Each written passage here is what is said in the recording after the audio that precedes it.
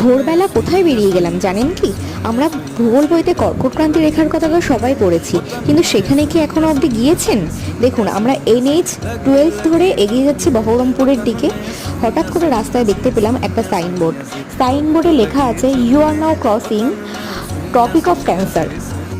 আর এই topic of ক্যান্সারের মানে হলো কর্কটক্রান্তি রেখা, যেটা কিনা চলে গিয়েছে পশ্চিমবঙ্গের নদিয়ার কৃষ্ণনগরের উপর থেকে। এটা আমরা সবাই জানতাম, আজ নিজের চোখে দেখিয়েও নিলাম।